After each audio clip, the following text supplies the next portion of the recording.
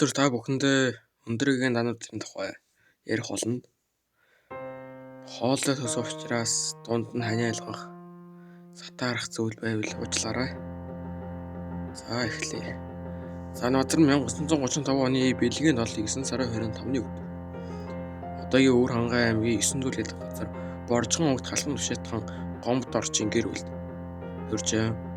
Гэгэн сэцэн хан шолоо эцэг эхтэйгээ уулзахаар ирээд түүнийг сайн лам болох юм байна гэж санал хэлээд алдрын хэсэг гэгэн Монгол гэрэл дээд нэр харьлаад ортжээ. Төвшөтгөн Гомбот орчин атан хандж амцд аягчин болж явсан эгчтэй хоёр хүүхэн байв. Тэр хоёр өндөргийн төвшөтний хааны айг болон мэнтлэл хоёр аягчин хүүхний хичээх бэх бариулж аваад инхрийл өсгсөн юм. Баг хүүхний хоёр өхнөөс гинтэн шалтгаангүй байдал ихсэн асгаран гарсны өндөргийн шимэн дагвал лагшин өнөр боловсрол их хүүхнийг аваа ээж. Баг хүүхнийг далаа ээж хэмээн нэрэдэж болсон юм. Өндөргийн 32 сүүтэр зоогсон гэх амгалангийн 5 дугаар 1666 онд өөрийн мотраар харт оргон дээр 9 зүйлийн ертөнцөөс усан балсан лам сахиус гайхамшигын айдастай нэгнийг хайртав. Далаа ээжид мөн термэд хүтээсэн махагал сахиус нэгийг харилж тэр цагаас эхлэн хоёр аягчин садан төрөл хотын хамжаалахын хүмүүс нийтээр тэр хоёрын сахиусыг өргөө байгуулж заалж өдрөөрч асаа урлыг хурдаг болжээ. Анх нийтээр Манжаа хааны төр торхын үест өндөргийн аваа ээж далаа ээж хоёрт хятад барын шунхан ганжуур үст нэг хайрлсан.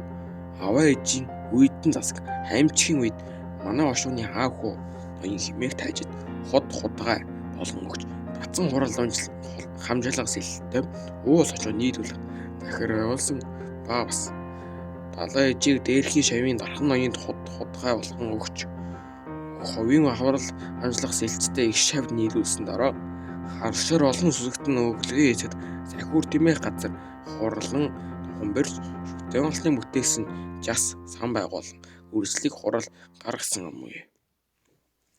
Далайлан Данбазар Өвдийн багш Жамбалын Номон хааныг харин Бенсэ лам хатагт лувсан данданг илгээжээ. 13 наснда 1647 он Занавтар нүүдэлжсэн Барайн Бондон Жингандан Шарбуулын үүнийг баруун хүрээний манх дээр илэрхийлв. Түүний овог Абатай Эрдэнэ 100 тэнд бараг үжээлт суралцсан нээлттэй оролцсон. 15 наснда 1949 оны эцэст Цастын ордны лахас хот руу явсан юм. Өвдгийн нийслэл жил хагас байхдаа Занбазар Адрагийн 5 дугаар талах ёслолд орж байлдахан бэлтгэгдсэн. Түүхийг 1649 онд Таранатаараа үндэслэн дараа нь Гэлөгийн сургууль эзэгдсэн Занбазарын төвтэй адилсан дараа олон төвөд хангууд ламтай эх орондоо ирсэн юм. 1953 оны ихэр Танбазар говийг туулж Монголын хаан ихтэй 5 дугаар далайлантай уулзсан. Тэр чин улсын эер хэсэг хаантай уулзаад эрж мөн түүнийг Эрдэнэ хүртэл дагалт явжээ. 1650 оны засагт дахиад хөвд төвийн багш Панчин лам дараалгаж түүнд тус далайлантай уулзаад 1656 оны намар Занбазар халахад ирэв.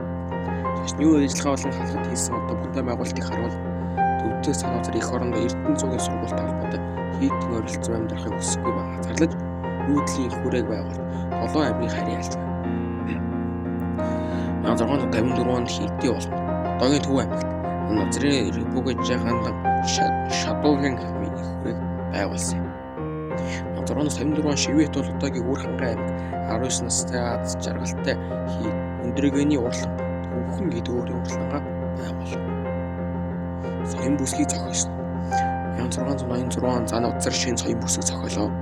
Энтгийн бичиг үсгэл анчаа дээр үндэслэн одоо төвдийн одоо хэцүү юм да. Хувлааны одоо үед Пагам ламаар одоо энэ зохиолжуулсан өргөлжин үстэй толгуурлаад шинэ үсэг санскрит болон төвд Монгол усан 3 хэлний хавьяа одоо ингээд харуулсан юм. Голжинлын Монголын буддист ашиглаж байсан юм. Үүнийг соён гэх. Занар буддийн бодисаттва буддийн сэтгэлгүйний шавар баримтлалаар алдартай. Тэр уран баримтлал анх 1650 онд лахгаж зохион танилцжээ. Болын уран баримтчид Будалуу ордон барихыг ашиглажээ. Занбазарын уран бүтээл Непахтай адил харин төвдийнхөндөө адилгүй ажиглаж байна. Нэлээд алдартай бүтээл нь цагаан дээрх, дугуун дээрх, түүний хамгийн сайн бүтээлийг Европын сэргэн мандалтай уран баримталтай адилтгадаг. Эрдэмтэн профессор Бямпир Элчин Данацыг Монголын Микеланжело гэж нэрлэсэн байдаг. Халах орос ба 100 гарын халахын хамт ус манжид агаар орсон товчлон үргээ. Тухайн үед халах Монголын хамт усаар баруун 102 хуваагдсан. Халахын алтан хааны уус, халахын засагт хааны уус, төвшөөс хааны уус, эцэг хааны уус гэдэг дөрвөн хонлог аймагт улсыг улсаас тогтсон байна. Манжиноор зүүн Азад оюутлахад огтоо монголчууд нь нийлхийн эзлэн төрийн гол гомдол гал төмрээ сахин авахгүй монголчуудад төрүүлэн байжээ. Цороос хашуудын хооронд эрхэмлэн төлөөх дайн үзийн планы ялагч Сорсын Эрдэнэтбаатар хунтай чихүү Балтан ойрдын 100 гарын хаан улсыг үндэслэн байсан байжээ. Халахын алтан лон лувсан энчин 1660 онд Асагдхан манчгийн хөнөөж халахын баруун гарт өвмөө нэгдээсэн. Халахын ханд улсуудын хамарсан өвмөө савн болж хөрсөн төдийгүй халахын ханд улсуудын хотоодын марга 100 гар төвд манжи зүгээс идэвхтэй удахалдан оролцоо болсон байна. 1667 100 гарын ханд улс халахын баруун гарын алтан хааныг тулсан тогтлон бөхөөж.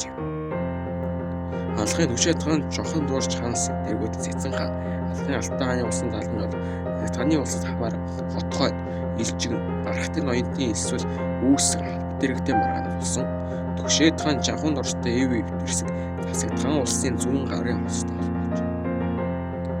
Монгол албатай алтан болоо эзэлж орсон өргөлтийн эсрэг халахын төвшөөт жавхан дорч тэргүүл 1660 онд сүүлчийн зэрэглэг туллах болсон байна.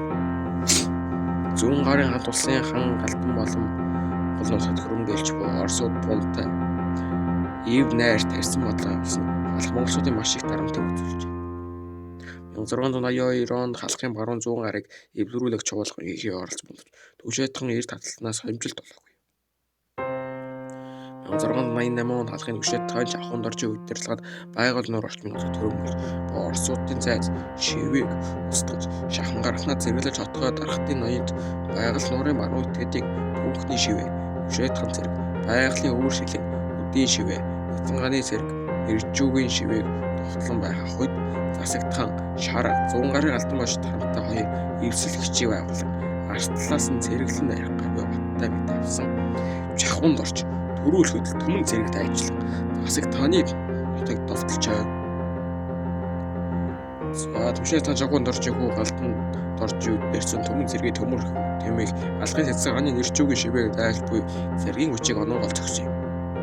1688 онд намрын тэргүүн сард ялсны алхын төвшөөт хаан энэ дайнд ялагдсан байжээ. Өндөргийн наназар галдан мөчтийн зэрэг хөлөө дайжин өрөөгийн рашаа хагийн харн Цэцэн хааны нутаг өвөмрөөр таарч мань дамжин манжчин улсын бидэлд орсон өвөр Монголын нутагт өрөв орсон байна. 1688 оны бэлгийн үеэр 9 сард 100 гарын галдан болон түүний холбоотон Оросд ялагдсан нутгаас төрүүлсэн нөгөө талаар манжчин өрний инх хамгаалан хааны яхан гавцсан хэцүү цагт өвөр Монгол Сонид аймгийн ар элстэй байх халахын чуулган хийсэн. 1691 он шийдвэр төржээ. Тэр үүргийн дотор хятадын тариачд бослоо дэмжлэг гаргавал Монгол улс морьт цэрэг хөдөлгөөнд орж өгөх ёстой байж. Харин 1696 онд Монгол ургатны эвдэр дэмсэгээр нөлөөлж занлаг цогцол сургаалаа альдаж 1722 онд 100 гарын элсэн найрамдлын элцээр байгуулалт хөтөн чармаал тавьж манжин зүгээс 100 гар усаас их төрөв биелэх зогсоосон. Ийм гавьяат хүн бол өндөр генанууд болон нэгдүгээр байд. Санаацаа 89 наснда Чин улсын Бээжингийн ойролцоо шахар сум зочлохдоо 1723 оны хаврын ихэнх сарын 14-ний очир итүүлгээр таалт өгсөн. Хаврын ихэнх сар гэдэг нь одоогоор 3 дугаар сар юм уу та. Тэгэхээр 14 гэхээр одоо нэг 3-аас 4 хоногийн өмнө одоо ер нь бол одоо яг тэр ингээд 100 жилийн дараах үеийг бодвол тийм л байна. Төвний шарлыг эхлээд их хүрээнд дараа нь хамар байсхны хэд баярлав. Энэ нь Чин улсын найралтын хааны тушаалаар 26-нд байгуулсан хийж. 2 дугаар өгдгийг нь Данацрын ач төвшөөт хааныг гэр бүл тодорч. Жургаанд би энэ жанлав цогцол одоо энэ тарин сургаал жахуун дорч 100 гарын галдан бошигт. За одоо 100 гарын ус болоод байна.